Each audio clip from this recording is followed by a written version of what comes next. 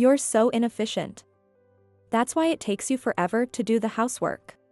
I pretended not to hear and ignored him.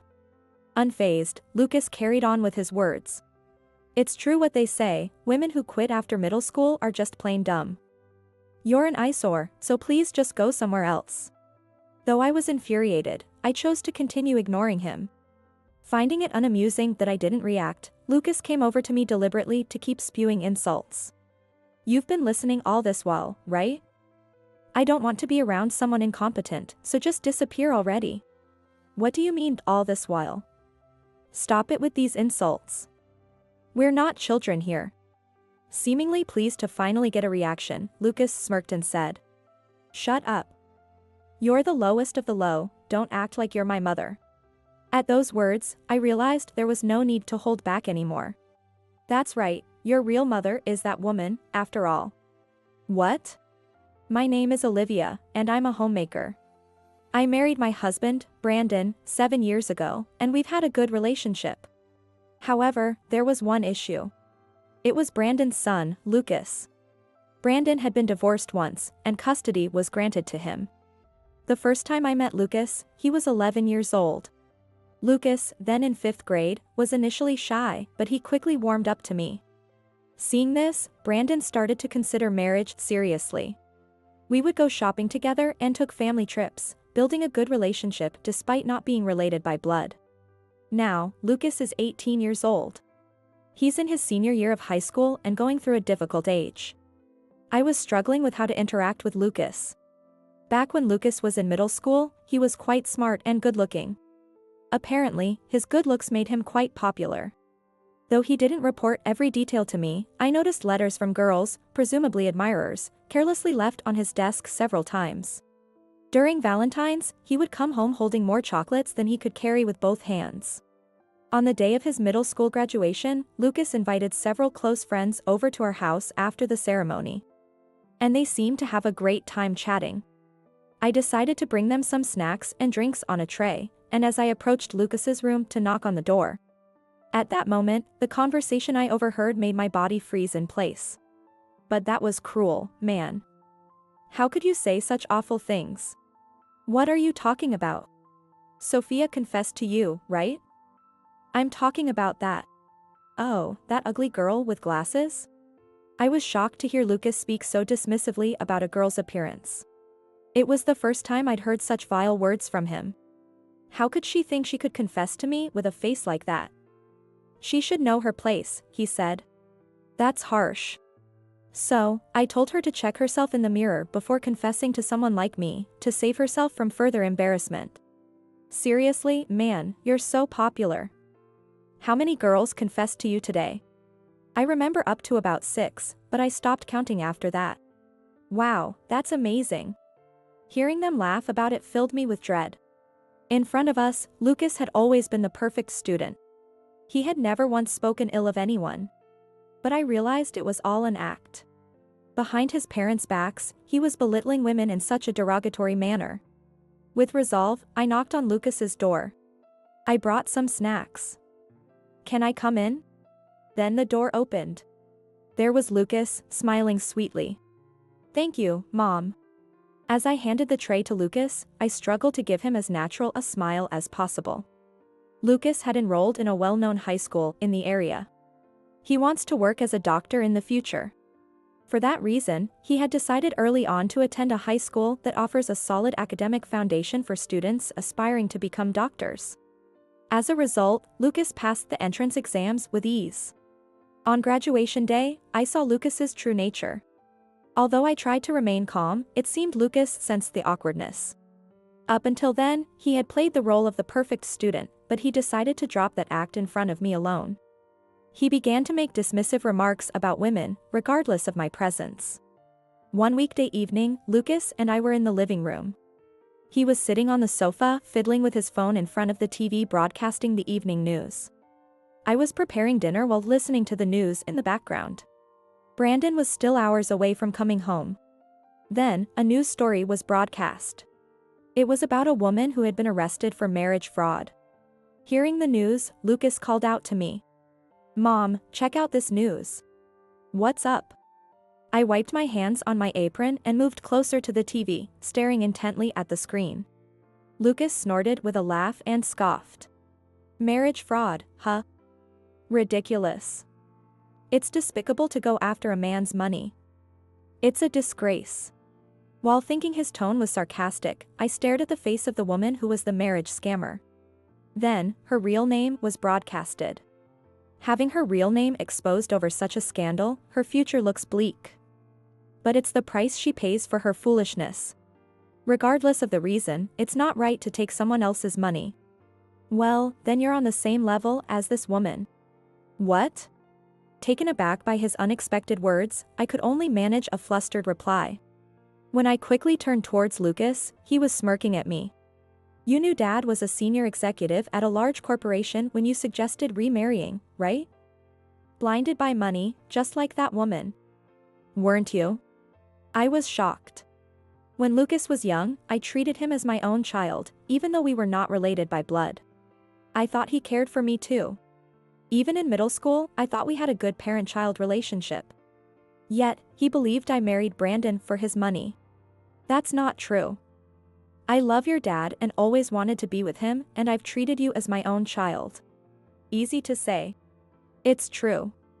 Your dad would only remarry someone who could get along with you. He can spot someone who's after his money a mile away. And he wouldn't want to be close to someone like that. You played it well, didn't you? Knowing Dad prioritizes me, you used me as leverage to marry up. You're just a femme fatale. Why think in such a twisted way? Because women deceive men and leech off them. You're living off Dad's money without working, just a freeloader. That's not true. There's a reason I'm a homemaker. Cutting off my words, Lucas spoke with increased intensity. You're no better than that marriage fraudster we just saw. With a huff, Lucas smugly walked to his room. This was the first time I had been directly targeted with such malice. He insulted me as a freeloader, thinking I married Brandon for his money. I never expected such harsh words from someone I raised as my own son. Stunned, I just stared blankly at the door Lucas had exited through. The news had long since switched topics, but I couldn't hear any of it. At dinner that day, I struggled with whether to tell Brandon about Lucas's verbal abuse. This isn't just a phase of rebellion. I believe it's a fundamental issue with Lucas's character. However, if I don't explain it well, there's a chance Lucas might misunderstand again. I can easily imagine him saying, "Women have it easy," thinking they can just rely on Dad to sort things out. Dumb people think they'll get help just by crying. These are the kinds of things I feared he would say. In the end, I couldn't bring myself to say anything to Brandon that day. Lucas seemed to understand this too. The three of us sitting at the dining table. It appeared no different than the day before. Except for Lucas occasionally casting condescending looks my way. The meal tasted bland that night.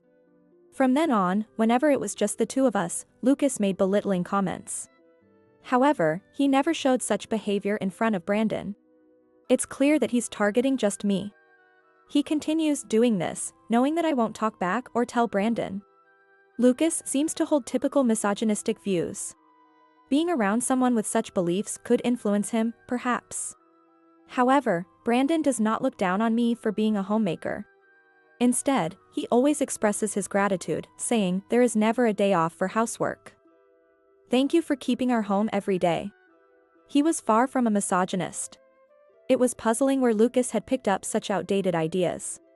On one day off, with Brandon out, only Lucas and I were at home. Since the day he had hurled insults at me, I had tried to avoid being alone with him. I'll finish the chores quickly and go to the bedroom, I thought. As I was thinking this, Lucas, lounging on the sofa, started speaking loudly on purpose.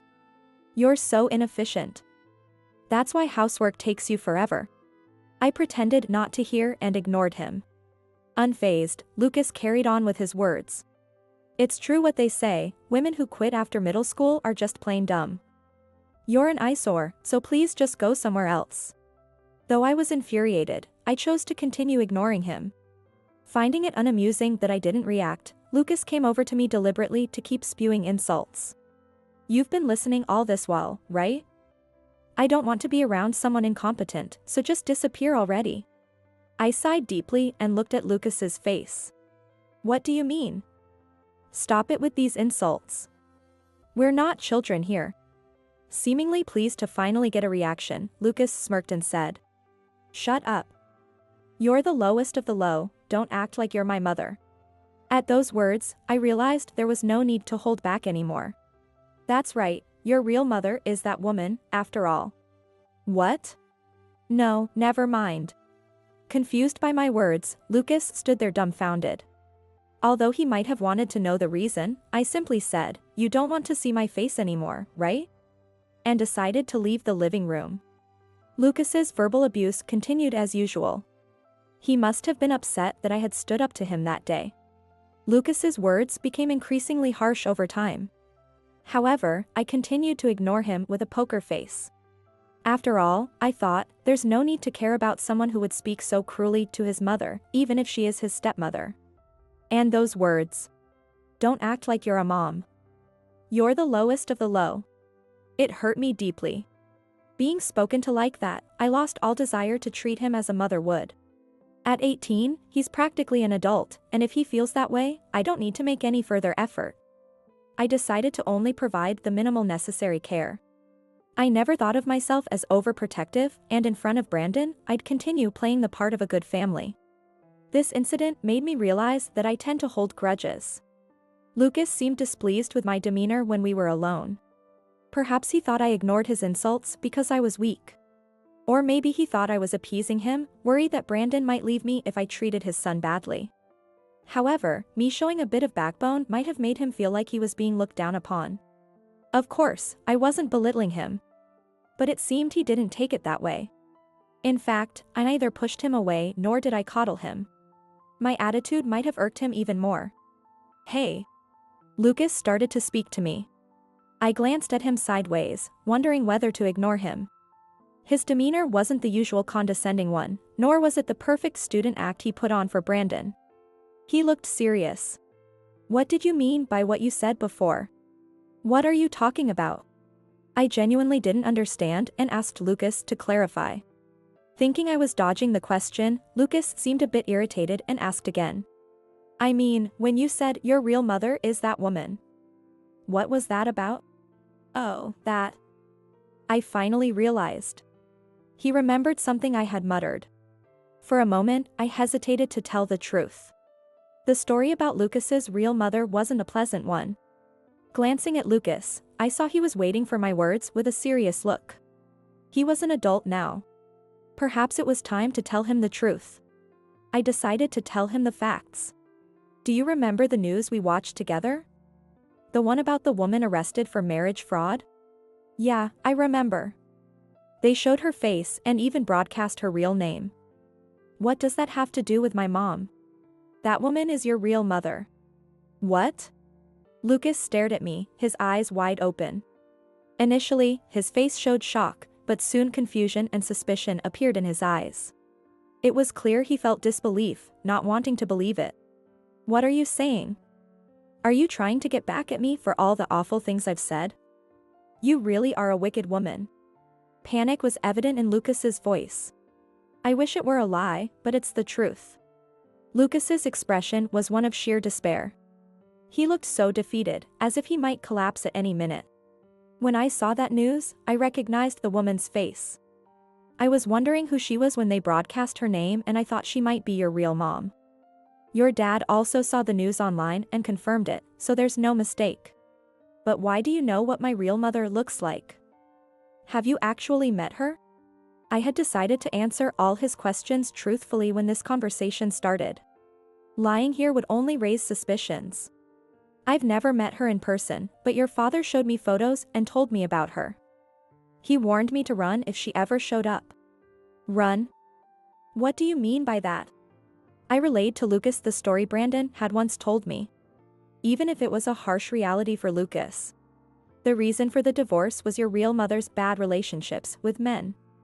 Even when they were living together, she was indulging herself with money from various men. Brandon tried to intervene, but she wouldn't change her ways. Concerned about the bad influence on you, Brandon decided to divorce her and take you with him. Lucas seemed unable to speak from the shock. Before I knew it, he had collapsed to his knees. Because she seemed like someone who would do the unimaginable for money, there was a fear she might kidnap you to ask for money. That's why I was told to remember her face and to take you and run if anything happened. No.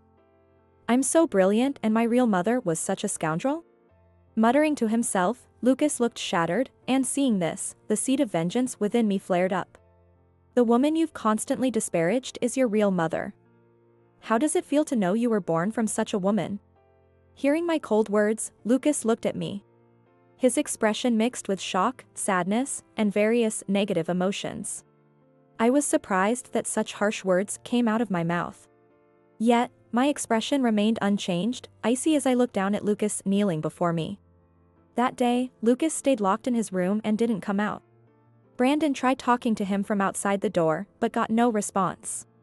Brandon asked about the situation, so I just told him that he was shocked to learn about his real mother. Brandon seemed to understand and simply responded, "I see."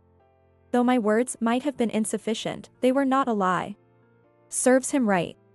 Dark feelings spread within me. From then on, Lucas became much quieter.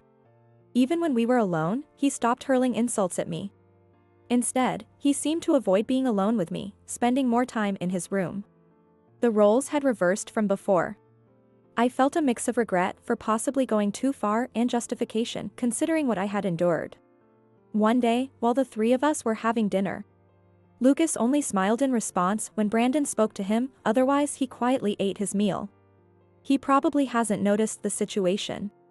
Then, Brandon started talking to me. "By the way, I met Robert today, the manager from the company you used to work for. Wow, it's been a while. Was he doing well?" "Yes, he seemed fine. He asked about you, so I told him you're doing well." As we chatted happily, Lucas looked puzzled and joined the conversation. "What are you talking about?" "Mom, you used to work? Haven't I mentioned it? Your mother and I met through work." "Really?" "Yes. Your mother was working for a company that did business with mine. She really came on strong." "Stop, that's embarrassing." I stopped Brandon as he began to share our courtship story, and we both laughed again. Listening to us talk, Lucas looked unconvinced, his expression one of disbelief. He pressed on, appearing slightly panicked. "But Dad's business partners were all major firms. There's no way Mom could have worked at such a company with just a middle school education." Now it was Brandon's turn to look puzzled. "What are you talking about? Your mother is well educated." "What?" Lucas looked shocked, his eyes darting between Brandon and me. "Your mother actually graduated from university." "Well, she attended school in Germany for both high school and college." "What?" "Germany. My parents decided to move to Germany for work when I was young. Although I could have stayed in the US given my age, I thought living abroad would be a valuable experience, especially since knowing German could be an advantage in my career. I still think it was a good experience. When the transfer to Germany was finalized, my parents apparently debated whether to take me with them. They considered whether my father should go alone, or if my mother and I should stay behind in the US. However, I spoke up about wanting to live in Germany as a family. Living abroad for an extended period isn't something you can do any day. Though leaving familiar surroundings was daunting, in retrospect, it was an invaluable experience. Being abroad as a family instead of studying alone must have been better, right? Absolutely. It was good not to feel all alone. I think I would have definitely become homesick if I had studied abroad by myself. Perhaps staying together as a family is what kept me from running away. Wait, so you can speak German? I haven't used it for a while, so I might not handle specialized topics, but I think I can manage simple everyday conversations. Once you reach university, the classes become more specialized, naturally filled with German jargon. While I may not remember everything, I could watch movies without subtitles. In fact, I also worked as an interpreter. I can speak a bit, but not as fluently as Olivia, so I was always a bit jealous. Should we make it a rule to speak only German at home? If we do that, our conversation might dry up real quick. Contrastingly, Lucas muttered to himself, looking a bit upset. I always thought Mom was just a middle school graduate. Why would you think that? Anyway, not going to high school isn't a bad thing.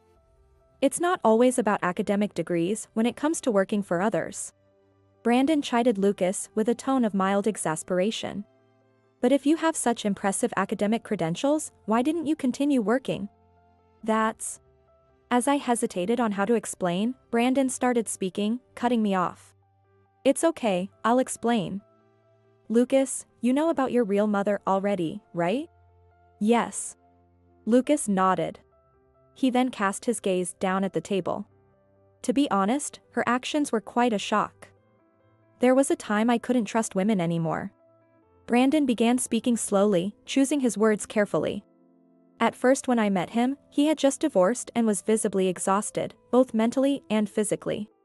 He had bags under his eyes and had confided in struggling to soothe his son, who would often cry at night in the absence of his mother. However, after meeting Olivia, I was saved. She tried to understand my pain. Seeing you playing happily with Olivia, I realized you needed a mother. That's why I decided to remarry. Lucas remained silent, looking down. Brandon continued speaking. And it was me that asked her to become a homemaker. Really? Lucas looked up at Brandon, surprised. Brandon slightly lowered his shoulders but still smiled back at Lucas. I was resistant to the idea of taking away Olivia's career for my own selfish reasons. But I was anxious about whether she might leave us like your mother did, who was often out and had poor relations with men. I wanted a home where you and Olivia would greet me when I come home. Olivia agreed to my selfish request. Oh. Whether Lucas was confused knowing Brandon's true feelings, or shocked that the mother he had underestimated was actually a university graduate and had worked for a major company, was unclear from his expression. Honestly, marrying someone with a young child in elementary school was a big decision for Olivia. Brandon continued speaking. Whether Lucas was absorbing this was uncertain. And on top of that, being asked to quit her job after we got married. I'm truly grateful she came along with me. You should understand that too. Brandon gently patted Lucas's head, who remained looking down. Lucas usually shies away from touch, swatting hands away, but today he didn't resist. He kept looking down, his expression hidden from view. Weeks after the day I shared about my past, Brandon came home with a stern look. Lucas was in his room, and I was the only one in the living room. Hey, you're back. What's wrong? Did something happen? Why do you ask? Your forehead is wrinkled. I pointed to my own forehead and furrowed my brows, mimicking him. Brandon managed a slight smile at this, but his brows soon knitted back together. If it's something you can talk about, I'm here to listen. Thank you. He said just that and fell silent again. Wondering if it was best not to pry, I went about reheating dinner. After serving the warm meal, Brandon gestured for me to sit down. I obediently followed his request. Will you listen? He then began to speak in fits and starts. The next day, after dinner with the three of us, Lucas was about to return to his room when Brandon stopped him. Lucas, there's something we need to discuss, sit down. Brandon called out to Lucas with a weighty voice. The atmosphere tensed up, different from his usual demeanor. Lucas, sensing something, silently took his seat. Do you know a woman named Sophia? Caught off guard by the abrupt question, Lucas paused to think before answering that he did not know her. Brandon sighed. I see. You don't remember, then? Remember? Have I met this Sophia? Perhaps it's true that those who inflict pain soon forget their victims. Brandon said, his voice growing shaky. Lucas tried to read Brandon's expression, but Brandon covered his face with his hand, avoiding eye contact with Lucas. I've been thinking since you asked, but I really have no idea who this Sophia is. Upon hearing Lucas's words, Brandon looked up. His eyes were filled with sadness. Does it ring a bell if I say she confessed to you on the day of your middle school graduation? Lucas's face turned pale instantly. You look as if you're wondering how I know this. Lucas's gaze fell to his fists, clenched on the table. His hands appeared to be trembling slightly. Sophia is my boss's daughter. She confessed to someone at her middle school graduation, was harshly rebuked, and was so hurt she couldn't leave her room for days. As I heard my boss speak, I thought it could be the same school as you. When I managed to get the name of that someone, it was you. But I won't listen to excuses. Brandon sharply interrupted, just as Lucas was about to defend himself. I debated whether to discuss this with you, but first I wanted to consult your mother. It seems that on the day of the graduation, you invited friends over and made Sophia the butt of your jokes. Startled and sweating, Lucas turned abruptly and glared at me. You wicked woman. Tattling on me. Don't mess with me. Lucas yelled at me. In that moment, his face changed from anger to fear as he turned to look at Brandon. Brandon's face was expressionless. It's not like that, Dad. What do you mean, it's not like that? To speak to Olivia with such harsh words. I'm deeply disappointed in you. Brandon sighed deeply and turned his face away from Lucas. It was a clear gesture of rejection. Wait, listen to me. No matter how much you explain, I can't understand why you would insult women. Besides, shouldn't you be apologizing to your mother right now instead of making excuses to me? Hearing this, Lucas stood up from his chair and came over to me to apologize. I'm sorry, Mom. I won't say horrible things anymore. Please forgive me. Lucas apologized. He seemed to be waiting for a response. I slowly began to speak. I'm sorry, but an apology prompted by someone else is hardly trustworthy. Lucas's posture remained unchanged. However, his fingers were tense, trembling slightly. He must have been angry that I wouldn't forgive him even after saying his apologies. You've said terrible things to me many times when your dad wasn't around. I can't trust someone like that. You need to realize that what you've done deserves to be criticized. And feel ashamed for belittling others unnecessarily. With that, Brandon left the living room. I hesitated for a moment, wondering whether to follow him or stay. But I decided to follow Brandon. It was enough his father was criticizing him. If he felt he was being pitted by someone he had looked down on, Lucas's pride would be shattered. Leaving him alone was an act of kindness. I opened the living room door and glanced back at Lucas, who stood staring blankly at the ceiling. Lucas was in a rough state. Brandon had told him that once he graduated high school, he should move out of the house. Stand on your own as a man. He said so, but it was uncertain what Lucas might do in enragement. I understood that Brandon was trying to protect me from further harm. Lucas applied to university, but the shock of being disowned by his father resulted in poor grades. He didn't even pass the safety net universities. After high school, Lucas left home and was supposed to be preparing for exams.